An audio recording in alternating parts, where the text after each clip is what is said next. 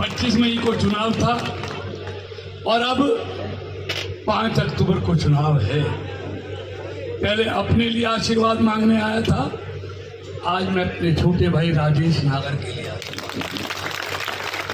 अगर मैं हाईवे की बात करूं, ग्रामीण सड़कों की बात करूं, एयरपोर्ट की बात करूं, मेडिकल कॉलेज की बात करूं, यूनिवर्सिटी की बात करूं, मैं रेलवे के इलेक्ट्रिफिकेशन की बात करूं, मैं मोबाइल की बात करूं, भारत दूसरे नंबर पे आ गया, मैं बच्चों के खिलौनों की बात करूं, ऑटोमोबाइल्स मैन्युफैक्चरिंग में भारत ने जर्मनी को पीछे छोड़ दिया जो पहले नंबर पे होता था, हर गांव को इंटरनेट से जोड़ दिया। यही नहीं,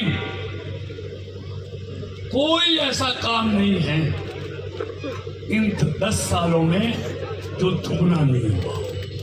दुगना मैं रिकॉर्ड के साथ कह रहा हूं। इसलिए भारत 11वें नंबर से माली हालत, मैं अंग्रेजी के शब्दों में जाता, माली हालत होती है ना, पहले भारत 11वें नंबर पर था, आज भारत की माली हालत 5वें नंबर पे होगी और अगले 2 साल बाद भारत की माली हालत जर्मनी और जापान को पीछे छोड़ते हुए भारत अमेरिका चीन के बाद तीसरे नंबर की सबसे बड़ी ताकत भारत। ये क्यों हुआ?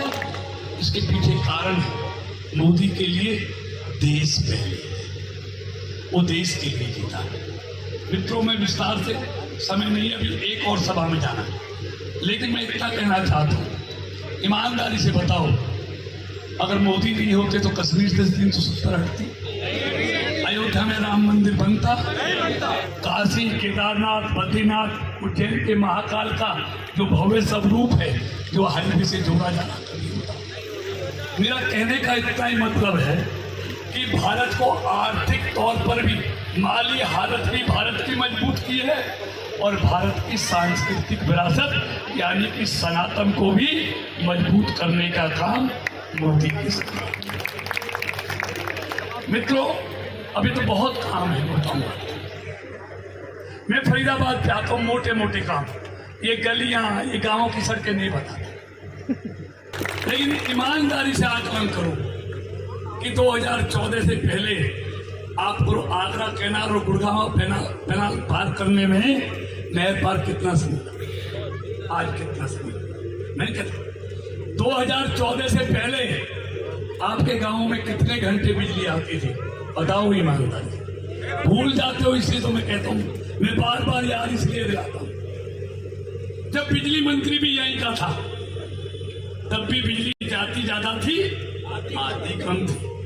बिजली मंत्री आपका बनाया हुआ था, एक मुथरा रोड था, तब का मुथरा रोड देखो, आज का मुथरा रोड देखो, आता था चलने में आनंद। और एक मुथरा रोड नहीं, अभी ये बना दिया, यहाँ से बॉम्बे वाला अभी चढ़ जाओ, अभी जो फरीदाबाद 37 सेक्टर पहुंचने में आपको 40 मिनट लगती थी, आप 6 मिनट में यहाँ से चढ़ोगे, आप 37 सेक्टर पहुंच जाओ। ये नाली खरंजे के लिए सरपंच और पार्षद और दूसरे लोग ही बहुत हैं, आप हमें भेजते हैं शहर के लिए बड़े बड़े काम करने। यही नहीं, आज आप रेलवे स्टेशन सारे जाके देखो, सबके काम चल रहे हैं 250 करोड़ की लागत से।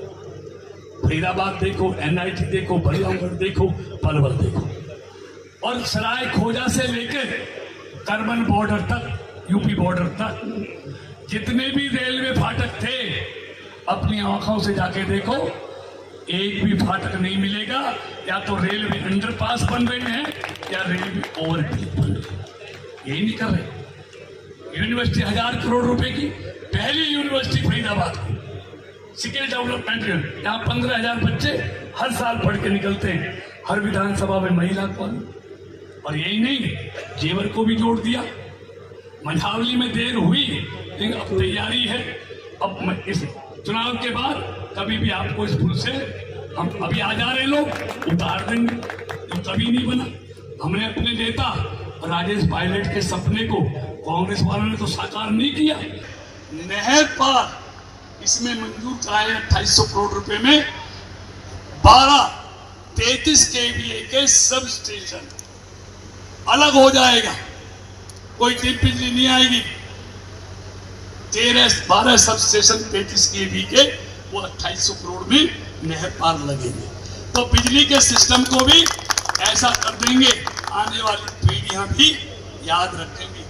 बिल्कुल साफ अंदर अंदर सारी बिजली जैसे आप देखते हैं। तो मतलब मेरा कहने का मतलब है हम ईमानदारी से, और मैं आज आपको कह के जा रहा हूं, वो समय दूर नहीं है जब फरीदाबाद भारत के मानचित्र पर आपको अलग चमकता हुआ दिखाई देगा। मेरी बात याद रखिए, अलग पूरे भारत के मानचित्र पर फरीदाबाद आपको अलग नजर आएगा। और अभी गुड़गावा चिल्लाते हैं, ये नोएडा वाले बैठे हैं, हमारी तो भौगोलिक स्थिति ऐसी है, हमसे अच्छी भौगोलिक स्थिति किसी की भी नहीं है, डेमोग्राफी ऐसी। फरीदाबाद से गुड़गावी मेट्रो चलेगी और बल्लभगढ़ से पलवल भी मेट्रो चलेगी। DPR बननी शुरू हो गई। मेरी कोशिश होगी इन्हीं 5 सालों में मैं गुड़गावा, फरीदाबाद और जेवर को भी मेट्रो से जोड़ दूं। ये कोशिश मेरी रहेगी।